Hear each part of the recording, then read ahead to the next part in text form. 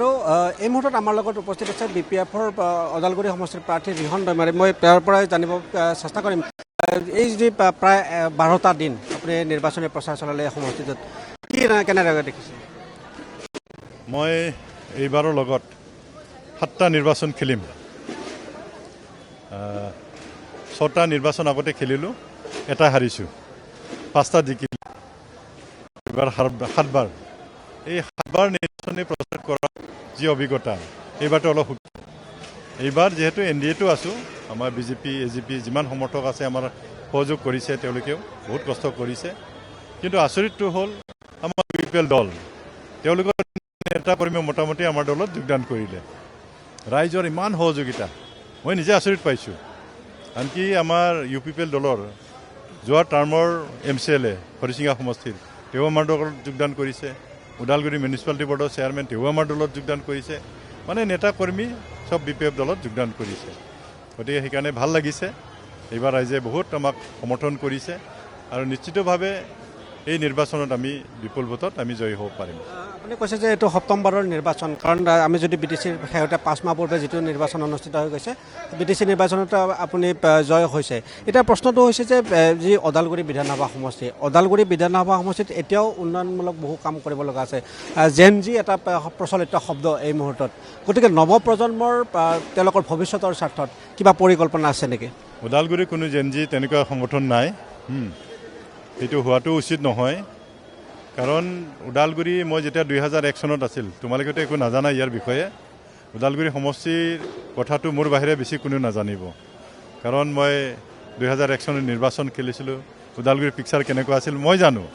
ৰাস্তা ঘাট একো নাছিল। এই সময়ত যেতিয়া মই নিৰ্বাচনী প্ৰচাৰ কৰিব ওলাইছিলোঁ, তেতিয়া গাড়ী নাযায়, এখন গাঁৱৰ পৰা আনটো গাঁৱত যাব নোৱাৰে। খোজকাঢ়ি আমি কেম্পেইন কৰিছিলোঁ। আৰু আজি যিটো পৰ্যায় পাইছে সেইটো চালে দেখা পাব আকাশ পাতাল পাৰ্থক্য হ'ল। চাৰিওফালে ৰাস্তা হ'ল, দলং হ'ল, সকলো ঠাইতে যাব পাৰে। বিভিন্ন অনুষ্ঠান প্ৰতিষ্ঠান ইয়াত গঢ় দিলোঁ। ওদালগুৰি টাউনৰ মাজ মজিয়াত ৰাস্তাটো চাব। অসমত বিভিন্ন ঠাইত আপুনি ঘূৰে, এনেকুৱা ৰাস্তা ক'তো দেখা নাপাব। ওদালগুৰিত যেনেকুৱা ধৰণে হৈছে। অকল এইটোৱেই নহয়, এইবাৰ যোৱা 5 মাহ আগত আমাৰ BTC নিৰ্বাচন হ'ল। আকৌ আমাৰ হাগ্ৰামা মহিলাৰী ডাঙৰীয়া আকৌ BTCৰ প্ৰধান হ'ল। মাত্ৰ 5 মাহত আমি নিৰ্বাচনী আগত যিখিনি কথা কৈছিলোঁ, যিটো কাম কৰিম বুলি কৈছিলোঁ, সেইটো আমি কৰি দেখুৱালোঁ। আৰু ইয়াৰ বাহিৰেও ওদালগুৰিত আমি মিনি ছেক্ৰেটাৰী অনাৰ কথা কৈছিলোঁ। ইতিমধ্যে সেইটো আধাৰশিলা স্থাপন কৰিলোঁ আমি। ওদালগুৰি ফ্লাইঅভাৰ বহুত প্ৰয়োজন আছিলে আমাৰ। ওদালগুৰি ফ্লাইঅভাৰ আধাৰশিলা স্থাপন কৰিলোঁ। ইঞ্জিনিয়াৰিং কলেজ প্ৰায় স্তব্ধ হৈ আছিলে, মানে কনষ্ট্ৰাকশ্যনৰ কাম, সেইটো আকৌ আমি আৰম্ভ কৰিলোঁ। পলিটেকনিক আধাৰশিলা স্থাপন কৰিলোঁ আমি। স্পৰ্টছ একাডেমি আধাৰশিলা স্থাপন কৰিলোঁ। নাৰ্ছিং ইনষ্টিটিউট এটা আধাৰশিলা স্থাপন কৰিলোঁ। আৰু কি কৰিব লাগে 5টা মাহত? গতিকে আৰু আমাৰ দাবী আছে। আমি মাননীয় মুখ্যমন্ত্ৰী ডাঙৰীয়াক আমি অনুৰোধ জনাইছিলোঁ যে ইয়াত এটা বিশ্ববিদ্যালয় লাগে। আমাৰ ডক্টৰ হিমন্ত বিশ্ব শৰ্মা ডাঙৰীয়া সেইটোও আমাক কথা দিছে যে ওদালগুৰিত তেওঁ এটা বিশ্ববিদ্যালয় দিব। মেডিকেল কলেজৰ কথা আমি তেখেতক অনুৰোধ কৰিছোঁ। তেখেতে কথা দিছে আমাক যে মেডিকেল কলেজো অন্ততঃ কেইবছৰমান পিছত তেওঁ দিব। গতিকে সকলো অনুষ্ঠান প্ৰতিষ্ঠান আহিব। আমাৰ ভৱিষ্যত প্ৰজন্মৰ কাৰণে আমি চিন্তা কৰিছোঁ না। আৰু হাগ্ৰামা মহিলাৰ এনেকুৱা দূৰদৰ্শী, তেওঁ কৈছে মোৰ কোকৰাঝাৰ চব হৈ গ'ল, এইবাৰ ওদালগুৰিত মই কৰিম। আমাৰ ভৱিষ্যত প্ৰজন্মৰ কাৰণে আমি ভাল কাম কৰিম, তেনেকুৱা ধৰণৰ কথা। এই যিটো সমষ্টি, এই সমষ্টিটো আন্তঃৰাষ্ট্ৰীয় সীমান্তৱৰ্তী সমষ্টি, আন্তঃৰাজ্যিক সীমান্তৱৰ্তী সমষ্টি। কাৰণ চুবুৰীয়া ৰাষ্ট্ৰ ভূটান আছে, চুবুৰীয়া ৰাজ্য অৰুণাচল প্ৰদেশ আছে। তেনেস্থলত টুৰিজিম ছেক্টৰৰ ক্ষেত্ৰত কেনেধৰণৰ পৰিকল্পনা আছে? হয়, ইয়াত বিশেষকৈ ভৈৰৱকুণ্ড ট্ৰাইঅ' জংচন, একফালে ভূটান আছে, একফালে অৰুণাচল আছে, আৰু তলত মানে অসমটো আছে। ভূটানৰ পৰা আৰু অৰুণাচলৰ পৰা 2টা নদী বাগৰি আহিছে। তাত ভৈৰৱকুণ্ডত মানে লগ লাগিছে, মানে ভৈৰৱকুণ্ড সংগমস্থল এটা পবিত্ৰ ঠাই। ইয়াত বছৰে বছৰে বহুত মানে পিকনিক পাৰ্টি আহে। খুব ধুনীয়া ঠাই। আৰু সেইটো আমি পৰ্যটক স্থল হিচাপে গঢ় দিবৰ কাৰণে মই 2001 চনৰ পৰাই মই এইটো চেষ্টা কৰিছিলোঁ। আৰু লাহে লাহে বহুত সুন্দৰ কৰিলোঁ আমি। তাত থকা খোৱাৰ চব ব্যৱস্থা আমি কৰি দিলোঁ।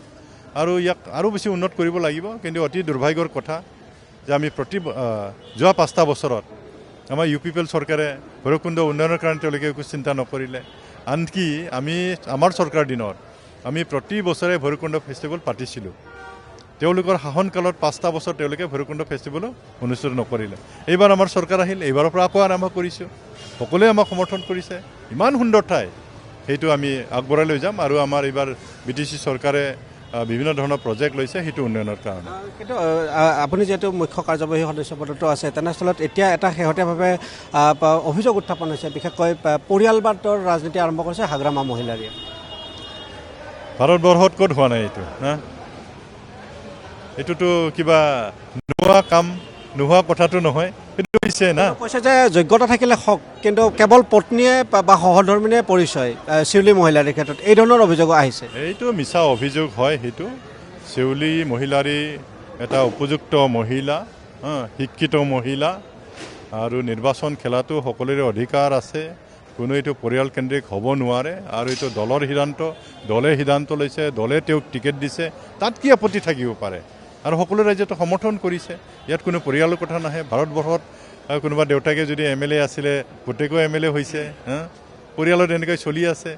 তাতো কোনো পৰিয়ালকেন্দ্ৰিক হ'ব নোৱাৰে। উপযুক্ততাৰ ভিত্তিত সেইটো কৰিব লাগে, তেতিয়া ৰাইজৰ যথেষ্ট কাম হ'ব, সহায় হ'ব, আমি সেইটোৱে বিচাৰোঁ। মই শেষত জানিব বিচাৰিম, যিহেতু 9 এপ্ৰিলৰ পুৱা 7 বজাৰ পৰা ভোটদান প্ৰক্ৰিয়া আৰম্ভ হ'ব, এই সমষ্টিত কেনেধৰণৰ ফলাফল লাভ কৰিব 4 মে'ত সমষ্টিবাসী ৰাইজে?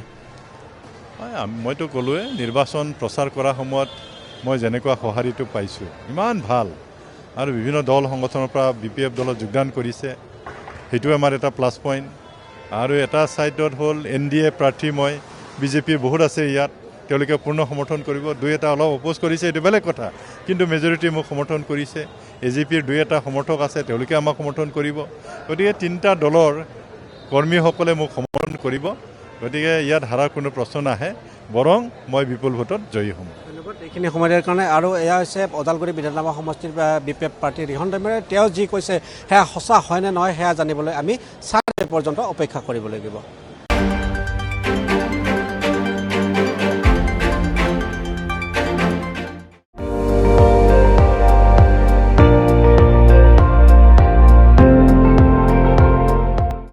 আপুনি চাই আছে ND24, সৰ্বশ্ৰেষ্ঠ নহয়, সৰ্বোত্তমৰ দৌৰ।